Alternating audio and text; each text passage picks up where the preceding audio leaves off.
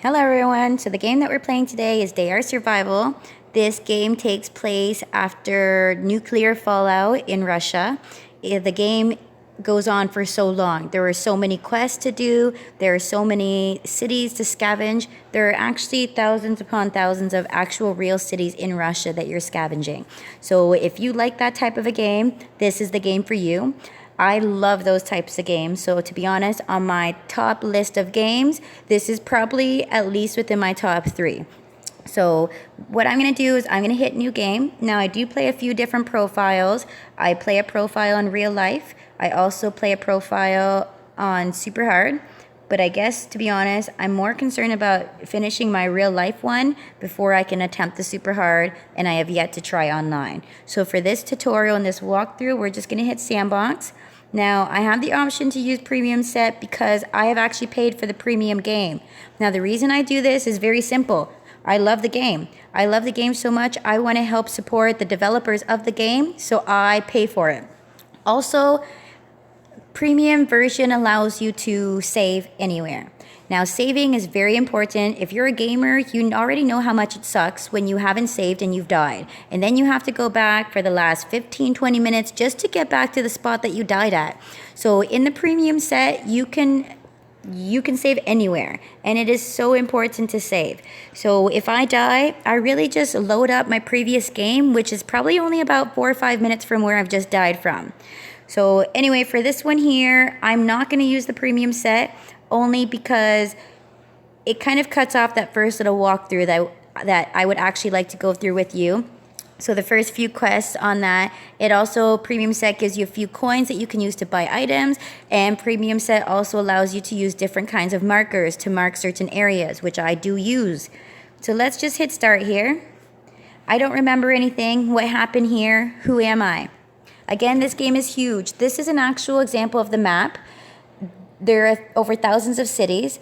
Those big spots you see being blown up are cities with extremely high radiation levels. Stay away. There are only ruins all around. Nobody's here.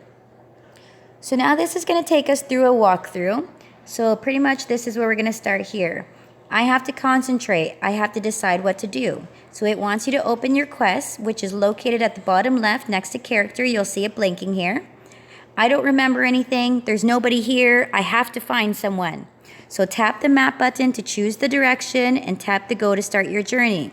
So if we hit view on map, it wants us to go there as our first quest. So this little blinking running man there is what we're going to hit. That's the go button. This house was abandoned a long time ago. I hope there's something to eat here. Now it wants you to open the location menu and tap search to get some items. So let's hit location. And you'll see here that the place we're at is an intact house. It's sunny. Radiation level unknown. In this city, there is no radiation level right now, again, because it's the tutorial, so there is no radiation. You'll notice that it says you can find canned beef and matches, and you can meet rat. Honestly, fighting with the rat is a waste of time unless you cannot avoid it. If it's unavoidable, then I guess just kill that rat. If anything, it'll make you bleed.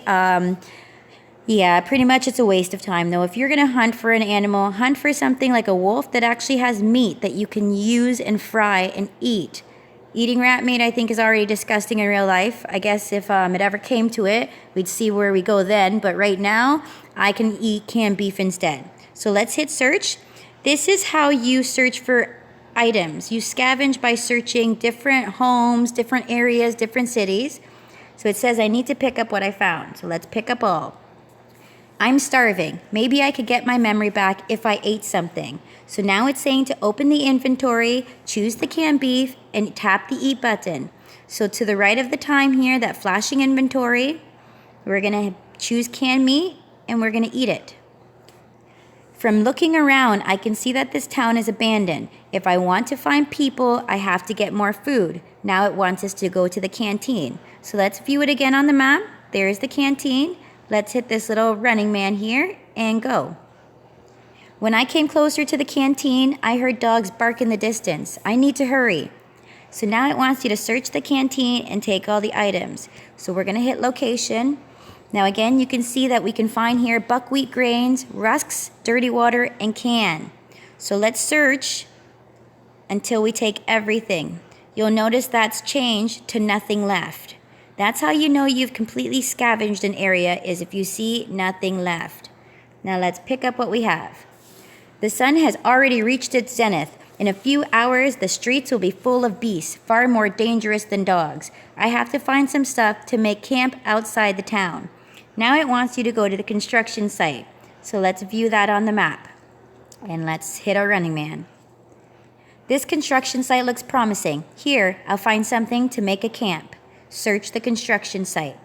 Now, as you search, this search bar does get faster in time. It's the same as a few other things that we'll go over later. So we'll pick up everything we have. And now it says, I can't stay here any longer. I have to get away from this town before the dogs or damned rats find me. Go to your destination. So the destination now is a little spot outside of the town. We will go there. So now it says, I need the fire to cook food and scare off beasts. So we're to find the firewood in our inventory and kindle a fire. So let's go to that inventory button, hit the firewood, and kindle. I always choose the shortest option. If there is no shorter option, then you have no choice. But I mean, I don't see why you'd spend 180 minutes doing it if you have the option for 15. So as we complete certain things and as we build things, we're going to get new survival points. These can be used to start creating new designs, such as the fire in the hut you just seen there. So first of all, before we do this next task, I'm going to click this button at the very bottom right that says designs. And you'll see that our survival level is at 1. I have 5 out of 90 points, which is required to get to these next ones, okay? Now, as you up your survival points, you will notice you have more options to do certain things. Same as cooking, same as chemistry, same as mechanics, sewing, and blacksmithing. Now, I will say mechanics, okay? First of all, we're going to unlock these ones in the next few minutes. It wants us to do a quest where we make these 2. But I'll also say that really, I've noticed playing this game over the last while that this handgun is a waste of time. Do not buy it. If you have premium, don't waste your money buying it, okay? If you're going to waste money and you're going to use real money, go straight for the AK-47 rifle. The attack is 1200 here, okay? It pretty much will allow you to beat anyone and anything, almost, okay? My preferred weapon of choice, once I get to it, is this.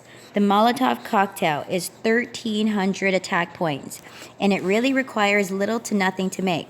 So you need rags, 1, you need soap, 1, and 500 gasoline. Once you get enough equipment and you start moving around in the game, you can honestly have about 15 or 20 of these Molotov cocktails, ensuring that you have the best chances of survival, at least at the beginning of the game for now, all right? So let's get out of this and our quest again. This water stinks. I have to boil it. I'll use a can as a saucepan. So it wants us to find the dirty water button in the inventory, tap the boil button. It is below the drink button. Then it says if you're out of water, you can find it in craters within the towns. One of them is near the canteen. You will find sometimes craters that have toxic water. Again, I think toxic water is a waste of time. If you can find dirty water, you only have to boil it once. Toxic water requires you boiling it twice. Plus, if you accidentally drink it, you're increasing your radiation level and all sorts of things. It is not good. So just stay away from toxic water. If I find a crater with toxic water, I mark it with a red X to stay away. Now, let's go over a few quick things first. So this up here, the top left button shows a skull. It says exhaustion. Exhaustion is a measure of the damage to your body from hunger and disease. If it's more than 105%, you may die. Next is hunger. Hunger signifies how empty your stomach is. If it reaches 100%, your exhaustion starts to increase. Thirst. Thirst is your need to drink. When your thirst reaches 100%, your exhaustion starts to increase rapidly. Pretty much it's the same as real life. You need food and water to survive. So don't starve yourself and don't get super thirsty to where your death level is going to start to rise. Okay, so just to the right of the water there's a red eye. Fatigue. Fatigue level shows how long you haven't slept. You will wake up with 50% fatigue if your hunger or thirst rate are at the maximum. So pretty much you want to sleep and you want to rest. Later in the game, once you start to come across coffee, tea, Pepsi, or cola, whichever one it is, Pepsi Cola, you will start to increase your fatigue level as you drink those things. So it will allow you to go farther in your journey with resting less. Next is the radiation. Radiation increases your poisoning. Try not to sleep overnight in towns without any cover. Honestly, sleeping overnight in a town better be an accident. You better accidentally have hit that sleep button instead of the run away from the town button, because there's no reason to sleep in a town that's going to create your radiation level and make it go higher. Anyway, so this will help you avoid radioactive contamination. A radiation level above 30 units may cause radiation sickness. Next one is your poisoning. Poisoning increases your exhaustion level. Eating uncontaminated food or go hungry for a while to lower the poisoning level. Over time again though, you will start to be able to scavenge hospitals. There are actual drugs that you can take here and there that will help lower that if you need to, okay? So we'll get out of that. And last one is bleeding. Bleeding quickly increases your body's exhaustion, often leading to death. Bleeding decreases very slowly. To reduce it, use bandages and sterile bandages, which you can either find or make from clothing. Honestly, when you make the bandage, it comes from a rag. You are able to use just the regular rag, but honestly, there is no reason to. It increases your infection. It can make things bad. It is best just to create sterile bandages. We will get there again later, okay? Another reason I paid for premium is this button right here. These are the select marker button. Now, in the free version, you don't get as many and you don't get as many colors. I don't know if they've changed that in time.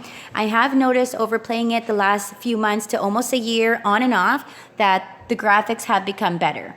At one point in time, you used to start up here, I think, in a lighthouse around in this area. But now you start in this city, Nickel. Also, again, if I'm saying any of these words wrong and you are actually Russian and you know how these words are supposed to be, please let me know. I would really like to say them correctly. Also, I'm a big nerd and I just want to know, just in case for any reason, if I ever use the word of this town here, Zapolyarny, that maybe in the future, if I ever do use that word, I can pronounce it right and maybe impress someone. All right. And I'm also a big nerd and I've actually Googled these places. They really have existed. Yeah, it's pretty amazing. This map is huge. You will see if I zoom out here just how massive it is. Some of your quests take you way over here to the other side of the world pretty much. Yeah. And once I get all that, I'd like to see what's up in this area, but we'll take it slow. Okay, so let's zoom back into where I am here. Again, with the marker, the X's, I use red X a lot for toxic water, places to stay away from. I use this star all the time. Whenever I create a campsite outside of town, anytime I create a campsite outside of a town, I like to drop a lot of my items so then that way my character can move faster. When I drop those items, I always star it with a pink star because I'm a girl and I freaking love pink. So I always mark it with a pink star. If you don't mark it, it will show a campsite to an extent, but if you get away too far, you'll never know which campsite holds all your stuff. I have actually been there, and I have lost a ton of stuff in my last game because of that. So I always, when in doubt, star. I'm not gonna lie, this purple one also catches my eye because I'm very girly, and I like this pink, I like this purple, and I like this teal. Anyway, you choose your color. We'll get out of that.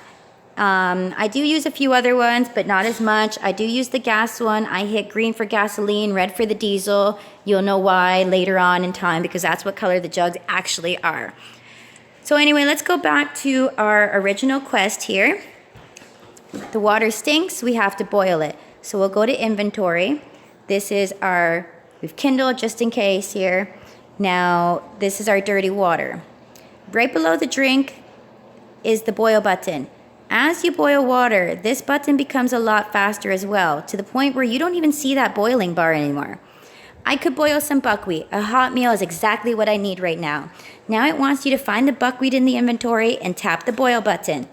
So let's go to our inventory, hit the buckwheat, hit the boil button. Now, I don't want to hide every time I hear a strange noise. I'll find a gun next time, and until then, I should try to make a weapon out of my stuff. Now it's telling us to find the flint in the inventory and make 2 flint blades. So we're going to hit our inventory here. We're going to find the flint, and we're going to work 2 of them up.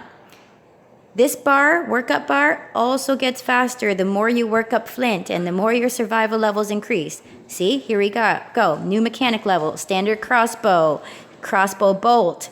We have now the flint axe and the flint knife.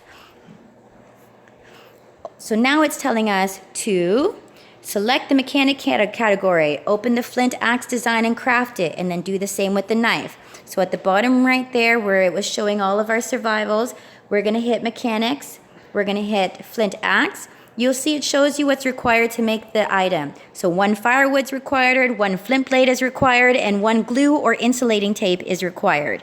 We have more than enough of all of those. So we're going to hit make. Now we got a flint axe. We're going to do the same thing with the flint knife. Now we have a flint knife. Nice axe. I feel a lot better now that I have it. Now I have to worry about a place to sleep. Find the flint axe in your inventory and tap it. Tap the chop wood button and get 15 pieces of wood to build the hut. So let's hit inventory. We're going to hit the flint axe button, scroll down. We're going to chop wood. I got enough wood for a hut. I can start building it now. Now it wants you to open the design, select the survival category, and open the hut design and build it. So we're going to hit that flashing button, design at the bottom right. We're going to hit the hut and we're going to assemble it. Now we got a hut. It's a really good hut. It protects me from the wind. I'm going to rest now, and tomorrow I'll find people. It's a good thing I know what to do in situations like this. Otherwise, I'd be sleeping on a cold concrete floor, flinching at every noise. So now it wants us to eat and drink something. It wants us to tap the button with a tent on it to sleep, and then after wake up to go to the destination.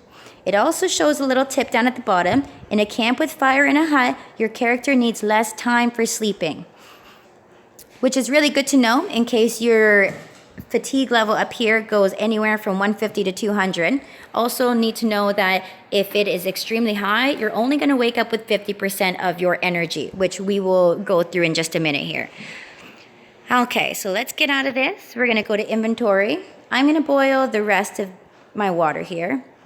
Now you'll see my cans that I have 4 cans. Now I have 3. When you boil water, you end up using some of these cans. I'm not sure how many, but you do use a few of them. Also, when you create buckwheat, you'll notice that if I boil it, my can is going to change from 3 to 2 because I'm using them for my food.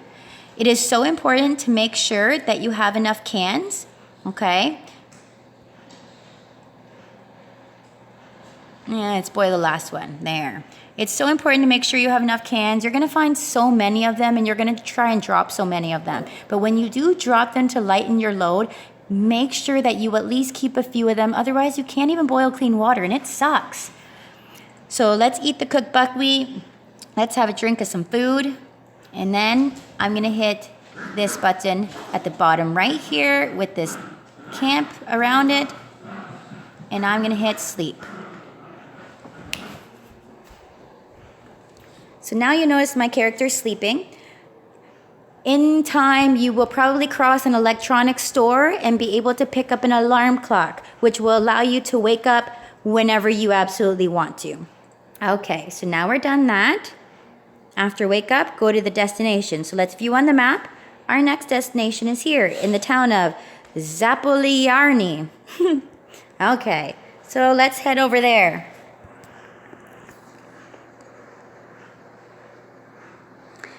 Okay, so now it says, now you're on your own, good luck. A few final pieces of advice for us. Figures on the top show your character's state. Tap on the icon across from any number to learn more. So those are these guys up here, okay? Tap them to learn more. We've already went through them. We're in a good state right now. In the next towns, the radiation level will be high. Pay attention to it. Make sure it doesn't go above 30 units. That's telling you, make sure your radiation here doesn't go above 30. My personal limit would be between 20 and 25.